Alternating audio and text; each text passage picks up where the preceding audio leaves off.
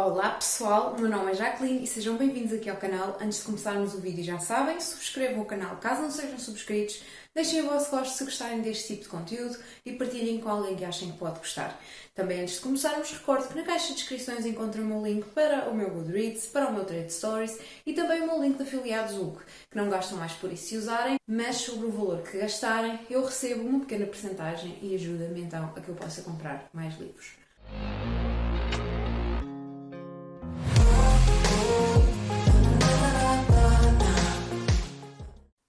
Hoje, como puderam perceber, venho-vos falar de dois livros e o que eles têm em comum é serem os primeiros livros de uma série. O primeiro que vos venho falar então aqui, o Splintered, de A.G. Howard. Vou fazer uma tradução no momento. Por vezes é necessário reduzir uma floresta a cinzas antes que possa existir novo crescimento. Eu acredito que o País das Maravilhas precisava de uma queimada. Ele não existe publicado em português, só existe em inglês. Esta minha edição foi publicada pela Hamlet Books em 2013. Tem 371 páginas e é de capa dura. Este é o primeiro livro então de uma trilogia com o mesmo nome, Splintered. A autora é americana e este livro em particular ganhou um Elliott Rosewater Indiana High School Book Award em 2014. Também foi nomeado para um Goodreads Choice Award para novo autor em 2013. Está enquadrado principalmente nos géneros de fantasia, jovens adultos, retellings, romance, magia, paranormal e contos de fadas. Comecei no dia 9 e terminei no dia 25 de janeiro. Ele contou para o desafio Portas para Outros Mundos, em que participei no mês de janeiro, que foi organizado pela Mariana do Banal Girl, e também foi escolhido para o Multi-VR Game do mês de janeiro. Considero este livro um livro de tamanho razoável, não é muito grande, não é muito pequeno. A escrita é bonita, mas não é nada de muito complexo e ele está dividido em 21 capítulos e acho que ainda tem um epílogo. Não sei se já se tem um prólogo, mas epílogo tem. Deixem-me só aqui confirmar se tem um prólogo. Não tem. Começa logo no capítulo 1. Pronto. A protagonista deste livro chama-se Alyssa Gardner e é-nos dito desde o início que ela ouve sussurros de insetos e flores. Precisamente o problema que levou a que a mãe dela ficasse internada num hospital para doenças mentais. Apesar disso, ela demonstra e aparenta ter tudo sob controlo, focando-se principalmente na sua arte que ela faz usando insetos mortos. No entanto, este histórico de doenças mentais já é uma coisa que parece perseguir as mulheres da sua família desde a época da sua ancestral, que é a Alice Lindell. Se vos parece familiar, é porque é a menina que inspirou a história da Alice no País das Maravilhas, de Lewis Carroll. No entanto, à medida que a saúde mental da mãe da protagonista se começa a deteriorar, a Alyssa descobre que talvez a ficção dessa história de Lewis Carroll talvez seja real. No entanto, o País das Maravilhas é muito mais negro e muito mais obscuro do que aquilo que está na história. E quando ela mergulha nesse mundo, a nossa protagonista tem de superar uma série de provas para reparar os erros que a Alice cometeu. Também temos um triângulo amoroso que divide a nossa protagonista entre Jeb, o seu melhor amigo de infância e a sua paixão secreta, e o Morpheus, que é o seu suspeito e sexy guia para o País das Maravilhas. Este livro é descrito como um retelling da Alice no País das Maravilhas, com um twist completamente único. Tenho de confessar que o que me atraiu para estes livros, para a série toda, inicialmente foi a capa, que eu acho estas capas maravilhosas, tanto deste como da continuação. E agora que li este primeiro, não estou nada arrependida de os ter adquirido. Eu adoro retellings, adoro fantasia, adoro romance, portanto, tem tudo para eu gostar. Gostei das personagens no geral, são personagens bastante credíveis e no meio de um mundo cheio de coisas completamente loucas, as personagens que já nos são familiares do conto de fadas assumem aqui características que roçam o macabro e nem por isso deixam de ser fantásticas. O que me fez lembrar, que é a comparação mais talvez vos ressoe mais que eu posso fazer aqui é como se o Tim Burton tivesse pegado na história da Alice das Maravilhas e tivesse dado aqueles twists que ele costuma dar quando faz algum filme. Achei tudo muito imaginativo, muito original, sem dúvida nenhuma que demonstrou um excelente trabalho por parte da autora e estou muito curiosa para saber o que os próximos 2 reservam. Faço notar, contudo, que eu não considero este livro propriamente um retelling, porque, na verdade, isto não é um recontar da história da Alice no País das Maravilhas de outra maneira, que é o que normalmente é um retelling. Na verdade, o que está a acontecer neste livro é que é usada essa história, a história da Alice no País das Maravilhas, como base para fazer uma história que se passa no futuro. A história da Alice no País das Maravilhas é o passado desta história.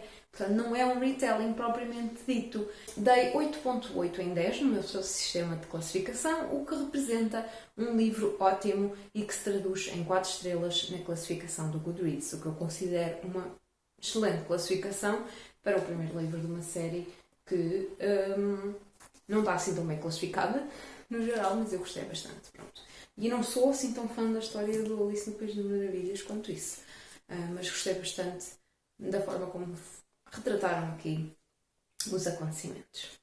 Novamente, uma tradução do momento. Fotografias contam uma história. Alison murmura, mas as pessoas esquecem-se de ler entre as linhas. O próximo livro de que vos venho falar é então Esses Prazeres Violentos, de Chloe Gong. Juliette, nos tempos que correm, disse baixinho e cautelosamente, as pessoas mais perigosas são os brancos poderosos que se sentem menosprezados. Este livro foi publicado pela Quinta Essência em 2022 e foi traduzido por Sofia Ribeiro. Originalmente o livro foi publicado em 2020, tem 496 páginas e é de capa mole. É o primeiro de uma duologia com o mesmo nome, Esses Prazeres Violentos, e a autora é chinesa. Este livro foi nomeado para um Goodreads Choice Awards para fantasia para jovens adultos e ficção científica em 2020 e está enquadrado principalmente nos géneros fantasia, ficção histórica, jovens adultos, romance, retelling e histórico. Comecei a lê-lo no dia 17 e terminei no dia 29 de janeiro e contou para o desafio Portas para Outros Mundos, que estive a participar então em janeiro, que foi organizado pela Mariana do Banal Girl e também foi um dos livros escolhidos no meu TBR Game para janeiro. Este livro, como podem ver, ainda é bastante grandinho, e a escrita inicial é de desenvolvimento lento, o que pode sim assustar o leitor inexperiente. Mais uma vez, primeiro livro de uma série de fantasia, o início costuma sempre ser lento. Para quem gosta de cultura asiática, contudo, acho que nem sequer vai reparar nisso, porque realmente tem um foco nessa parte. O livro tem 38 capítulos e vai sendo narrado principalmente por 2 personagens, tendo alguns momentos em que é narrado por outros, mas no geral é pelas 2 principais. Tem também uma forte componente política sobre o crescimento do comunismo e sobre a colonização estrangeira na China. A história passa-se então em Xangai, em 1926, e começa logo com o despertar de um monstro. A protagonista, Juliette Cai, regressa à cidade para voltar a assumir o seu papel de herdeira do Gangue Escarlate, que é um dos 2 gangues que controlam a cidade de Xangai. Os rivais deles são os Flores Brancas e desse lado temos então o herdeiro Roman Montagov, que é não só o primeiro amor de Juliette, mas também a primeira pessoa que a traiu. Ambos os gangues estão então ameaçados em termos de poder e controle da cidade por causa então da colonização estrangeira, quando começam a surgir os primeiros rumores da existência de um monstro e também de uma doença contagiosa que provoca a loucura geral. Sem terem para onde se virar, a Juliette e o Roma têm que colocar as suas disputas de lado e tentar trabalhar em conjunto para conseguirem descobrir o que se passa na cidade e salvarem os respectivos gangues. Julgo que nem precisava de vos dizer que este livro é um retelling de Romeu e Julieta, de William Shakespeare, e que, além disso, tem, obviamente, a trope de Enemies to Lovers, o que só por si pode convencer muita gente a pegar neste livro para o ler. Começo por dizer então que as personagens do livro, no geral, são personagens bastante boas, bastante ricas e com alguma diversidade. Talvez não aquelas por quem nos apaixonamos de imediato, porque algumas têm assim muito mau feitio, mas ainda assim são personagens que o nosso gosto por elas vai crescendo. E digo isto tanto das personagens principais como das personagens secundárias. No geral, a ideia da história também é muito interessante. Apesar de ter um ponto ou outro que é um bocadinho previsível, pronto. Apesar de ter um ponto ou outro um bocadinho previsível, no geral é uma história com bastante força em termos de originalidade e a forma como vai buscar a política, o colonialismo, o comunismo, para integrar aqui numa história de fantasia. Claro que o ambiente e a cultura chinesa da época também contribuem muito para que eu goste deste livro. Pronto, é um ponto muito forte do livro, a meu ver, e tem-se, no geral, uma boa experiência de leitura, que é o que é mais importante. Estou muito ansiosa para o próximo, que fiquei a saber que está para sair em breve, e estou a rezar para que este livro, para que esta série, não tenha o mesmo desfecho do que o Romeu e Julieta original. Assim, se gostaram daquilo que eu disse até agora, recomendo que deem uma oportunidade a este livro. Lá está, também faz parte de uma duologia, também uma daquelas séries que se lê mais depressa do que algumas que andam por aí. E realmente, se acharam que gostam destes temas que eu falei, vão gostar de certeza deste livro. Dei-lhe 9 em 10 no meu sistema de classificação, o que representa então um livro excelente e que se traduz em 5 estrelas na classificação do Goodreads. A sua primeira respiração torna-se uma brisa fria, projetando-se nas ruas e roçando os tornozelos dos que têm a pouca sorte de se arrastar para casa durante a hora do diabo. Este lugar entoa ao som da devassidão. Esta cidade é imunda e encontra-se num profundo estado de servidão face ao pecado perpétuo, tão saturada do beijo da decadência que o céu ameaça perseguir e esmagar todos os que vivem animadamente nela como punição.